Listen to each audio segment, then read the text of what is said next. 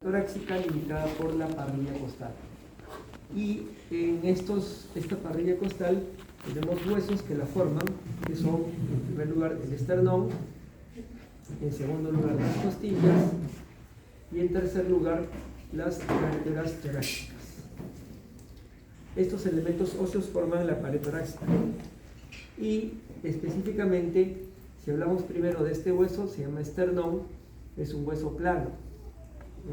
Este esternón tiene las siguientes partes. Tiene esta parte inicial, esta parte de acá se llama el manubrio del esternón. Este hueso lo comparan con un cuchillo, dicen, ¿no? Pensaban que era como un cuchillo, por eso decían que este era el manubrio o mango, ese cuchillo imaginario. Manubrio o mango del esternón. Luego sigue el cuerpo del esternón y luego viene la apófisis sifoides. Entonces, entre el manubrio y el cuerpo del esternón se forma el ángulo manubrio esternal. Y entre la apófisis sifoides y el cuerpo se forma el ángulo sifoesternal. Y este ángulo que se forma acá entre el manubrio y el cuerpo, esta articulación, mejor dicho, articulación manubrio esternal, articulación sifoesternal, en la articulación manubrio esternal también se forma acá un ángulo. Se llama ángulo del esternón o ángulo de Lewis.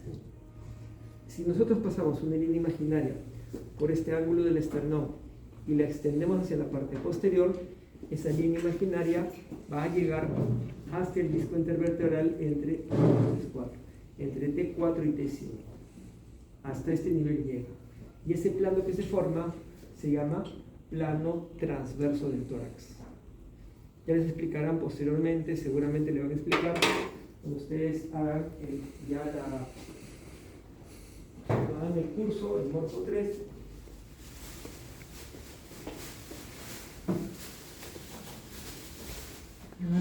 Le van a explicar que si ustedes pasan esa línea imaginaria,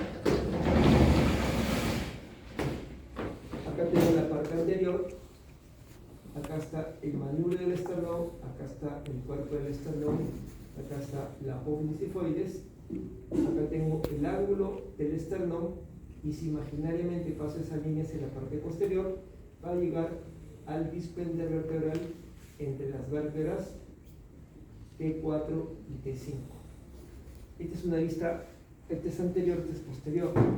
Acá tengo al diafragma y por acá arriba tengo la abertura superior del tórax.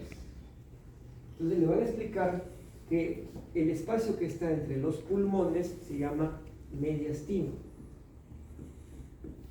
Tenemos un espacio entre los pulmones. Bueno, más que entre los pulmones, entre las pleuras. O sea, si yo observo desde adelante, tengo acá un pulmón, tengo por acá el otro pulmón, y lo que cubre los pulmones, los envuelve, se llaman pleuras. Esta es una pleura, esta es otra pleura. Entonces, el espacio que está entre las pleuras se llama mediastino. Ese mediastino se puede dividir en dos: un mediastino superior y un mediastino inferior. Entonces, este ángulo o este plano transverso del tórax está partiendo el mediastino en superior e inferior. Primera importancia anatómica de ese plano. Segunda importancia, tenemos acá la tráquea, que es parte del aparato respiratorio. Se va a dividir en dos bronquios principales: un bronquio principal izquierdo, un bronquio principal derecho, que van a ingresar dentro de los pulmones. Esta división de tráquea en bronquios principales también está marcada por el plano transverso del tórax. También sirve para eso. ¿Para qué más sirve? Bueno, si tengo por acá el corazón también lo van a estudiar el tórax en Morfo 3. En la aurícula derecha, acá está desembocando la vena cava superior. La desembocadura de la vena cava superior en la aurícula derecha también se da a nivel del plano transverso del tórax. Vean que ese plano transverso del tórax es importante para muchas cosas, ¿no? Ya las que les estoy mostrando son algunas de las más importantes. Entonces, eso se traza a través del ángulo del esternón. Tengo el esternón, es un hueso plano, y el esternón tiene en la parte superior, en el manubrio, tiene esta escotadura que está acá. Esta escotadura es visible en cualquier persona, todos podemos observarla acá. Se llama la escotadura yugular. Y en los costados se articulan estos dos huesos. ¿Qué huesos son estos? Clavículas. Por lo tanto, a esta le llaman las escotaduras claviculares. Acá se articulan las clavículas. ¿Qué tipo de articulación se forma? Escotadura entre la clavícula y el esternón. La articulación esternoclavicular es una articulación sinovial de tipo silla de montar. Silla de montar. Luego, si yo observo acá, me doy cuenta que a los costados encuentro estas formaciones cartilaginosas. Son los llamados cartílagos costales.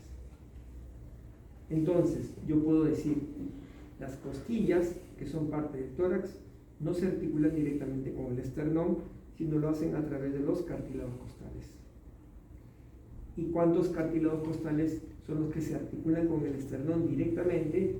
Contamos, tenemos 1, 2, 3, 4, 5, 6 y 7. Contamos, 1, 2, 3, 4, 5, 6, 7. 7 cartílagos costales que están articulándose con los bordes laterales del esternón. Entonces se llamarán las escotaduras claviculares, escotaduras costales, perdón. Escotaduras costales. La primera en el manubrio, la segunda entre el manubrio y el cuerpo, tercera, cuarta, quinta, sexta en el cuerpo, séptima entre el cuerpo y la apófisis. Entonces se llaman escotaduras costales. Y justamente estas escotaduras costales son las que están articulando las costillas llamadas verdaderas con el esternón. Entonces contamos 1, 2, 3, 4, 5, 6, 7, hasta acá son costillas verdaderas. Ellas tienen su propio cartílago costal que se va a articular con el esternón en su borde lateral. Pero después de la séptima, 1, 2, 3, 4, 5, 6, 7, encontramos las costillas números 8, 9 y 10. Falta. Estas son costillas falsas. ¿Tienen cartílago costal? Sí, pero ¿qué hacen? Mira, el cartílago de la 10 se está uniendo al cartílago de la 9. El cartílago de la 9 se une al cartílago de la 8 y el cartílago de la 8 se une al cartílago de la 7. Por lo tanto, estas tres costillas flotantes están compartiendo el cartílago de la séptima costilla. Son costillas falsas. Falsas, ¿por qué? Porque no le gusta lo propio, le gusta lo ajeno, ¿no? Y lo ajeno a la séptima, ¿no? La séptima costilla. 1, 2, 3, 4, 5, 6, 7, acá se articula. Y finalmente tenemos estas dos costillas, estamos observándolas acá, que son las números 11 y 12. Estas son costillas flotantes, estas sí son las flotantes. ¿Tienen cartílago costal? Sí lo tienen. ¿Se articula el cartílago costal con el esternón? No lo hace. Estas costillas no son como las otras tienen mucha curvatura, estas tienen menor curvatura. Y estas tienen un extremo anterior que está metido dentro de los tejidos blandos. No está dentro de los, no está articulando con el tejido. Buenas tardes, doctora. Buenas tardes. Sí. Lo pasé por Ya, bien. la clase de la que tengo, la coloco aquí, ¿no? Sí. Estas costillas son flotantes, ellas tienen su cartílago costal, de ninguna manera ese cartílago se articula con nuestro esternón. Flotantes. Entonces tenemos costillas verdaderas, falsas y flotantes. Las costillas tienen un extremo posterior y tienen un extremo anterior. El extremo anterior se articula con el esternón por medio del cartílago costal. Entonces cuando tenemos el hueso, observamos y vemos que la parte posterior, la que se articula con la columna vertebral, tiene bastantes partes irregulares. En cambio el extremo anterior no tiene mayor irregularidad. Entonces este es el extremo posterior y el extremo anterior. El extremo anterior se articula con el cartílago costal. extremo posterior. Acá tenemos la cabeza, el cuello, el tubérculo costal. Y la cabeza, cuando ustedes la observan, la cabeza tiene dos formaciones articulares.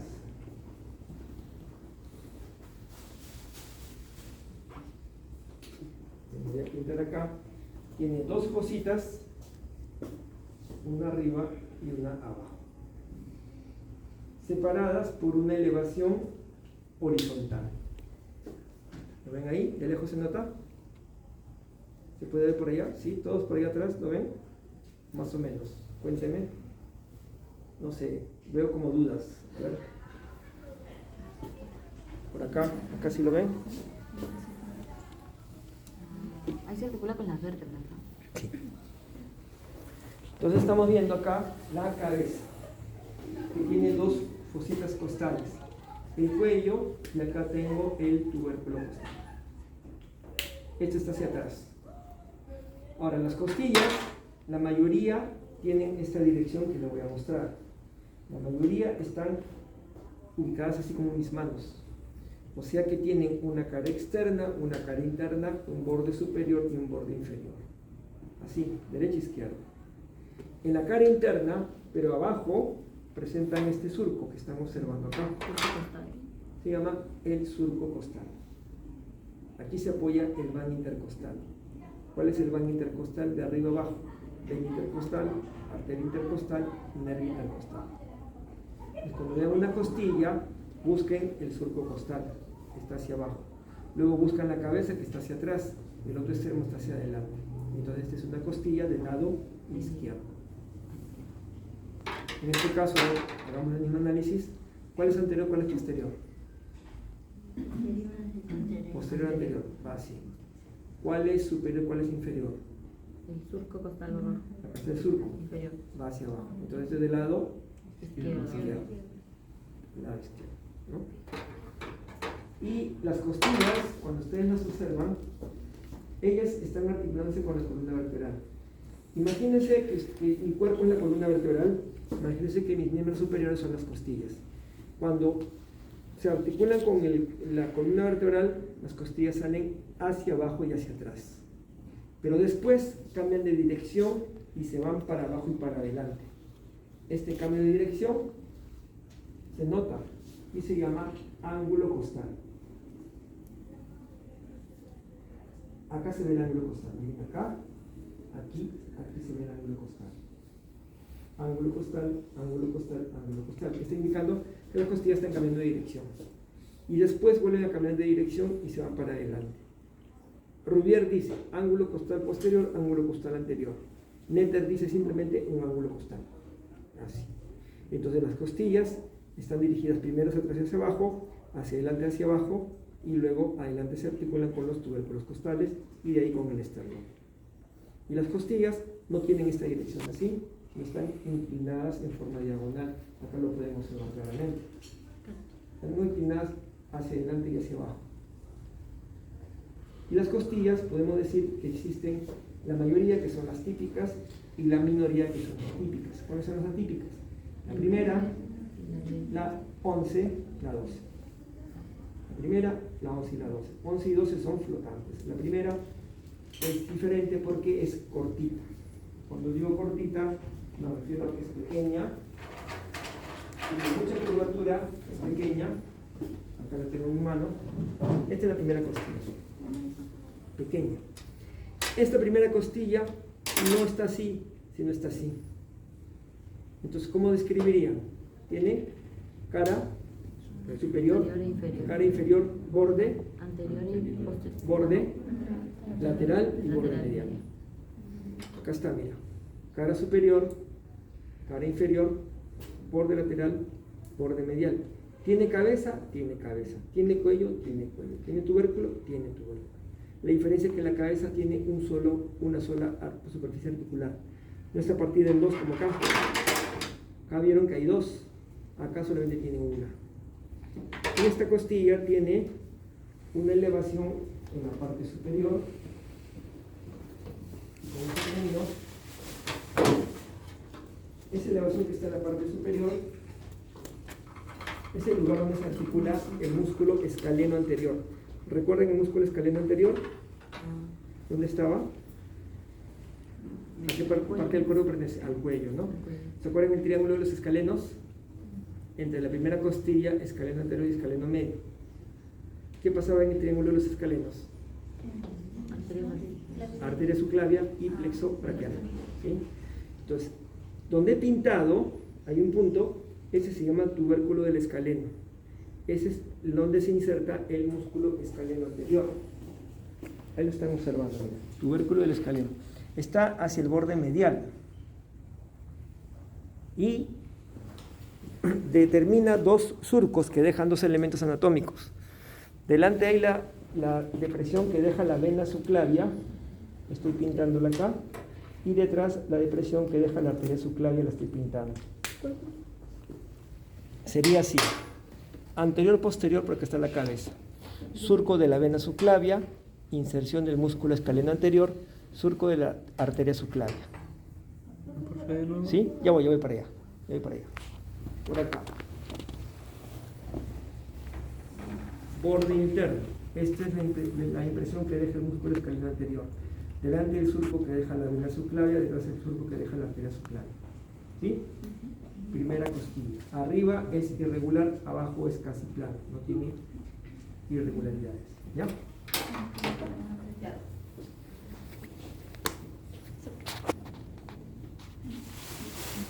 Comenzó el doctor por la parte del tórax. También vamos a tomar pues el abdomen, y es importante los parámetros que ha dado el doctor en relación al reconocimiento del tórax como una caja que protege los órganos más nobles del cuerpo. Tenemos 12 pares de costillas, donde tenemos en la parte superior a una no regular o no clásica costilla, que es la primera costilla, con características muy importantes que las ha mencionado el doctor. Tenemos ahí eso que recordar, porque de ahí vamos a encontrar el triángulo de los escalenos, músculos que están en la región cervical y que van a tener una inserción muy importante. El escaleno anterior y el escaleno medio van a estar en la primera costilla, y el posterior, porque hay un escaleno posterior, va a estar en la segunda costilla. Esa va a ser la diferencia, puede ser pregunta de examen, ¿ok? Y tenemos que eso arma como un triangulito, como una carpita de escalenos para dos estructuras vasculares muy importantes. Recuerden la subclavia. La subclavia es un vaso muy importante para los procedimientos invasivos, como son la cateterización del catéter venoso central, que lo son en la práctica del internado y en la residencia, lo van a hacer a cada rato. En cada momento van a tener que canalizar la subclavia para poner catéteres venosos centrales. Entonces, el reconocimiento de la vena y la arteria, que dejan una depresión importante, o sea, es que como que se esculpió el hueso para dejarlos pasar por ahí, los deja como un parámetro para que nosotros podamos hacer el abordaje. Otro parámetro importante en el tórax que les he explicado, de los 12 pares de costillas que tenemos en la región abdominal, es que también para procesos invasivos nosotros utilizamos más o menos el quinto espacio intercostal a sexto espacio intercostal, uno de los rebordes, para poder realizar la toracocentesis, que es un procedimiento invasivo para poder hacer un drenaje de un edema o de un líquido pleural, sobre todo en el Perú, tan prevalente la tuberculosis.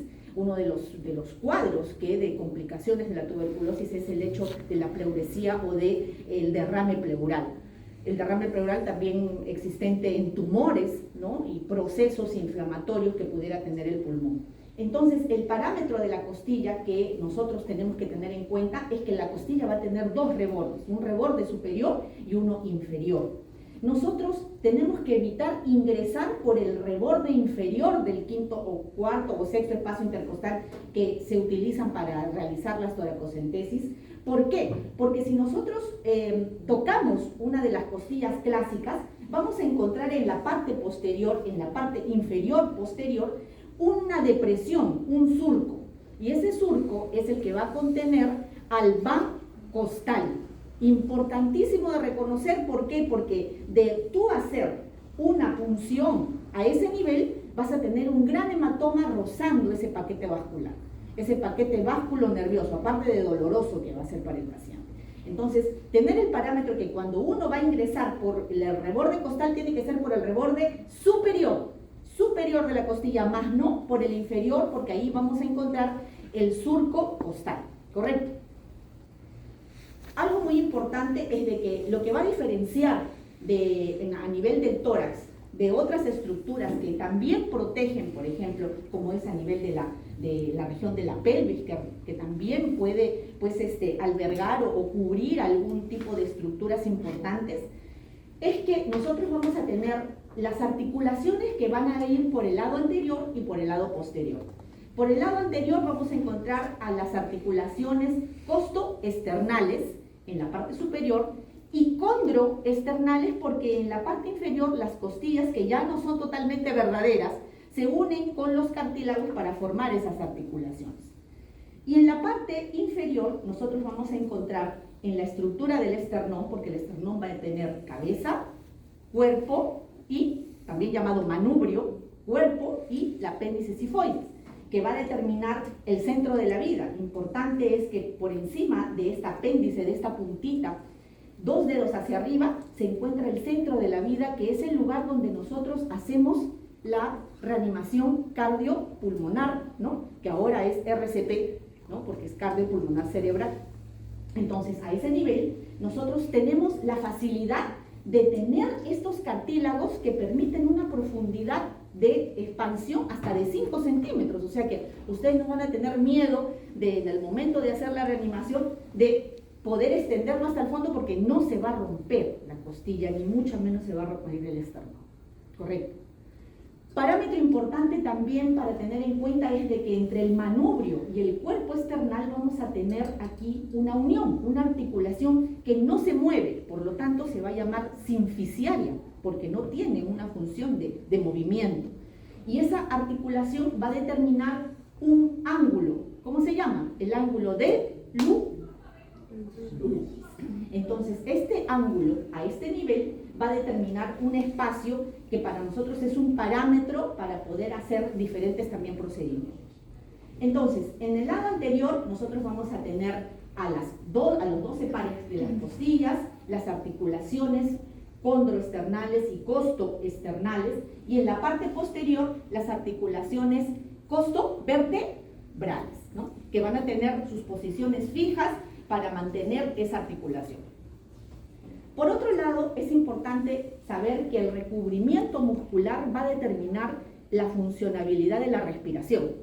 Y la funcionabilidad de la respiración lo van a dar primero el diafragma, que es un músculo que va a dividir prácticamente la parte torácica del abdominal, y que vamos a encontrar que este músculo diafragma va a tener una parte tendinosa y una parte muscular, también denominadas intermedias, llamadas foliolos. Y estos foliolos en el lado intermedio van a recibir pues la incisión, o van a estar perforados este diafragma por las diferentes estructuras, como es el esófago, la aorta, que ya cambia de nombre de ser de torácica para ser abdominal. También vamos a tener el frénico, que va a ser el nervio que va a inervar aquí al diafragma, porque el nervio que inerva al diafragma es el frénico. También los nervios vagos, que discurren desde arriba hacia la parte distal. Entonces, a ese nivel nosotros vamos a encontrar al diafragma. Otros músculos que básicamente este diafragma va a ayudar a la respiración, que no es forzada, que no, a veces no percibimos, que la tenemos pasiva, ¿no? Cuando ustedes respiran no están pensando, uy, tengo que respirar, ¿no? Solito se mueve el diafragma y para eso es la función fundamental. Por otro lado, ya tenemos músculos que sí sirven para la funcionabilidad de los dos tiempos, pero de manera forzada. O sea, el tiempo de la inspiración forzada y el tiempo de la expiración forzada. Y de eso se encargan los dos músculos de tipo intercostales. Los músculos intercostales externos se encargarán de la inspiración forzada, que más o menos puede albergar hasta 3 litros de aire. 3 litros en la inspiración forzada, la que forzamos. Mientras que los músculos intercostales internos van a ser los encargados de la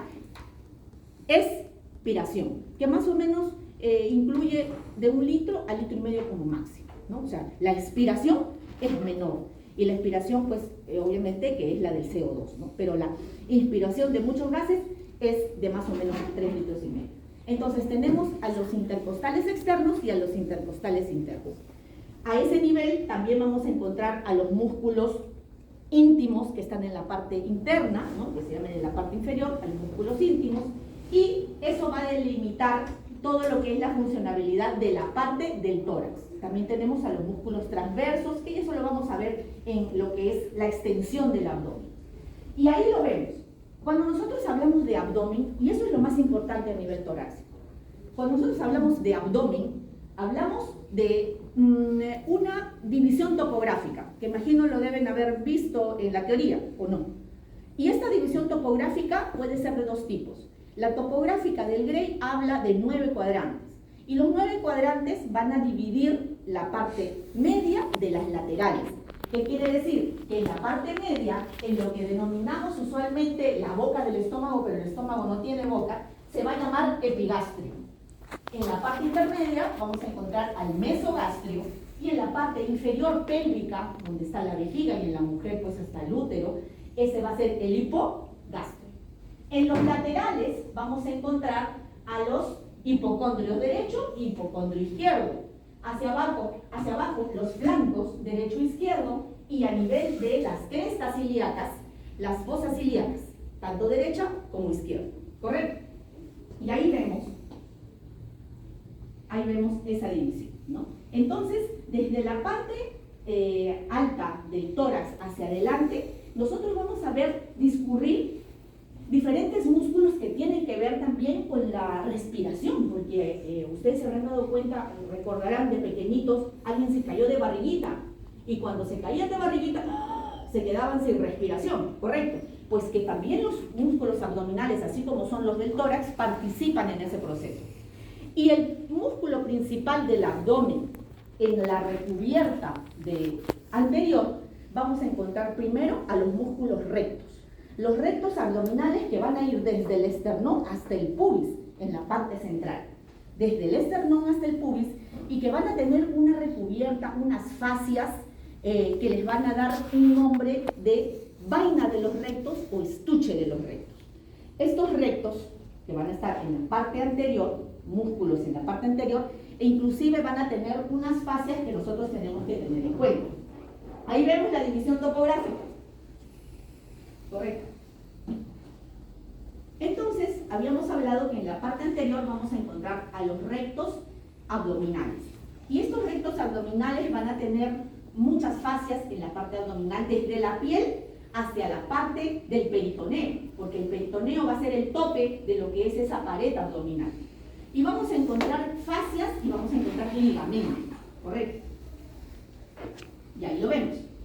Desde la piel hacia el peritoneo, primero encontramos una fascia bastante grasosa, esponjosa, que es la fascia de Camper. Luego de la piel viene una fascia muy grasosa, que es la que casualmente peleamos por reducirla en el gimnasio y a veces no se puede, que tenemos que llamar al cirujano para hacer la liposucción. Es esa, la fascia de Camper, ¿correcto? Esa fascia va a dar pie a otra segunda fascia que es un poco más fibrosa, tendinosa, y su funcionalidad es para mantener soporte. Es la que, escarbando la de Camper, la encontramos. ¿Cómo se llama? Fascia de Scamper, ¿no? Es la segunda fascia, y que es la fascia profunda, porque la superficial es la de Camper y la segunda es la de Scamper. Seguimos en la parte abdominal y nosotros vamos a encontrar en la parte intermedia un tejido fibroso que inclusive tiene tendencias a recibir influencias hormonales. En el proceso de la gestación llega, por efectos de la progesterona, a pigmentarse y se pone oscuro. ¿Cómo se llama esta línea? La línea alba. La línea alba. Esta línea alba, que lo van a ver cuando hagan ginecología y hagan pues el perímetro abdominal, van a ver que las mujeres embarazadas tienen una línea oscurecida en la parte del abdomen. Asimismo, yendo hacia la parte profunda, vamos a encontrar la presencia de una fascia, de una musculatura muy importante, que ya van a ser de los rectos, pero antes de esta vamos a encontrar a la fascia transversal, la fascia transversalis o fascia transversal. Y en la parte posterior vamos a encontrar ya a lo que es el peritoneo, ¿no? Al peritoneo. En los lados, en los laterales, no solamente habíamos dicho que teníamos a los músculos rectos abdominales acá, sino que en los laterales también teníamos unos músculos que no van a estar dispuestos en línea recta, sino van a estar de lado. Y por lo tanto, de ahí su nombre, músculos oblicuos. Y tenemos al oblicuo mayor o el oblicuo menor, o también llamado oblicuo externo y oblicuo interno. Y estos oblicuos se van a disponer de tal manera, llegando inclusive a una estructura muy importante que es aquí el ligamento inguinal. Una de sus fascias de estos oblicuos van a dar lo que es el techo de lo que es el ligamento inguinal, que va a determinar la estructura de las hernias. Cuando una hernia es directa y cuando una hernia es indirecta, a nivel de lo que es este arco que delimita la fascia de uno de los músculos oblicuos, ¿correcto? Cuando entonces nosotros ya nos ubicamos a este nivel, ya estamos hablando de que vamos a tener por la parte posterior otros ligamentos. Y nosotros vamos a ver unos ligamentos que van a estar de la parte interna hacia lo externo, o sea, de la cara visceral hacia la parte interna, ¿correcto? Y ahí lo vemos.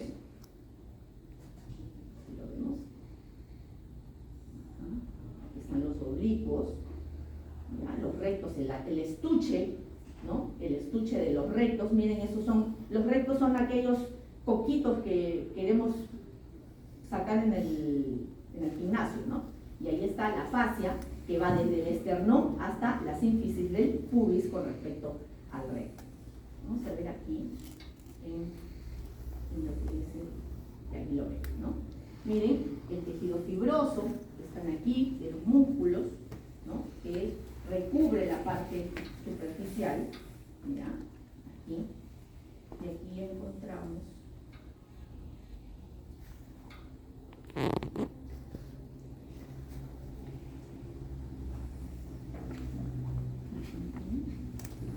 ahí está.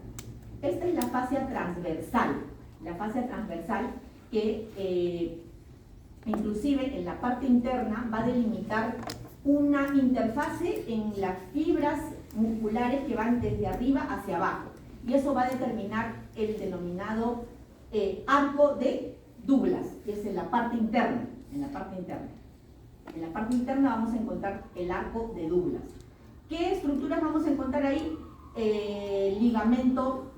Dos ligamentos.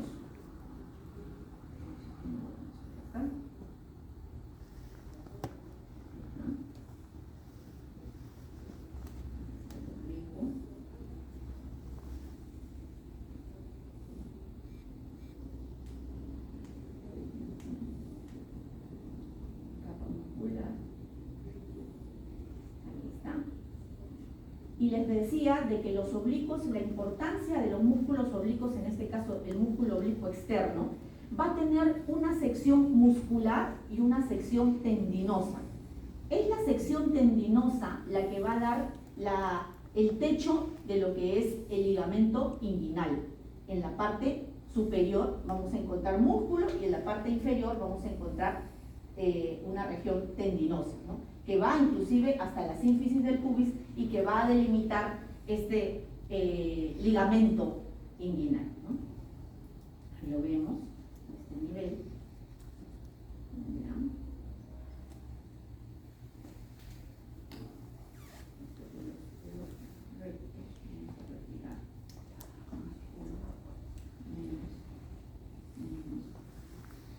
Y aquí encontramos, así como hablamos de un oblicuo externo o mayor, también encontramos un oblicuo interno. Y este es el oblicuo interno.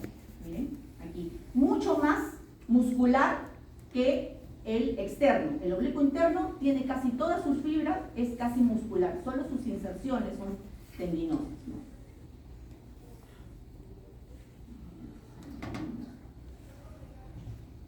También su funcionabilidad tiene que ver con el hecho mismo de la respiración.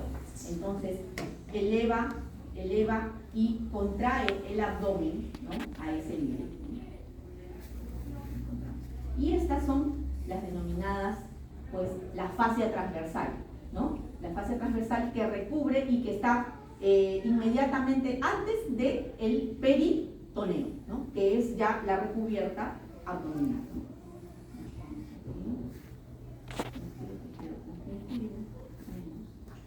Y inmediatamente después el peritoneo con todo lo que son las vísceras, ¿no? Entonces, en la parte inferior, prácticamente ya de lo que es la base del ligamento inguinal, vamos a encontrar ya a la región ya femoral, digamos, porque luego de atravesar el ligamento inguinal,